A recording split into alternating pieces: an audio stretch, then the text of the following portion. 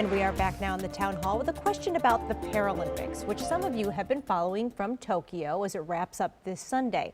So the field of athletes has been noticeably smaller this year, especially compared to what we saw a few weeks ago at the Olympic Games. So we got an explanation for that.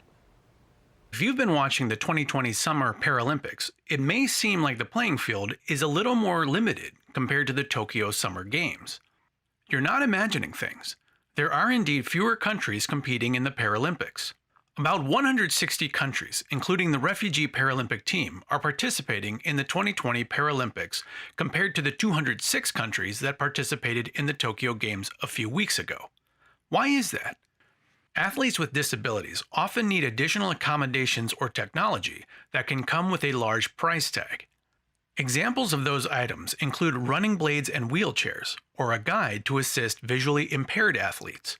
Appropriate training facilities, proper coaching, sports-specific equipment, and medical care can all add to the cost of adaptive sports.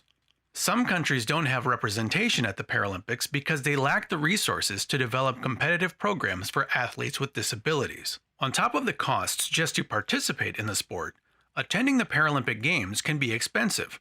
Athletes often end up footing the bill themselves, though the IPC gave away $2.1 million in grants this year to help offset expenses. The COVID-19 pandemic has played a major role in athletes' participation in this year's Games. According to CBS 8 San Diego, American Paralympic swimmer Becca Myers opted out of the Games this year because the U.S. Olympic and Paralympic Committee denied her request of having her personal care assistant, who also happens to be her mother, to travel with her.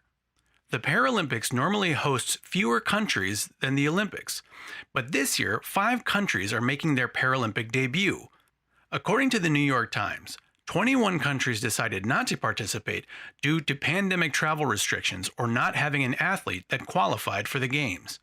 Athletes, coaches, and medical staff are still expected to follow the guidelines and restrictions established by the Japanese government.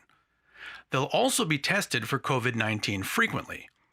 According to Reuters, 88% of the athletes and officials have been vaccinated prior to attending the Games.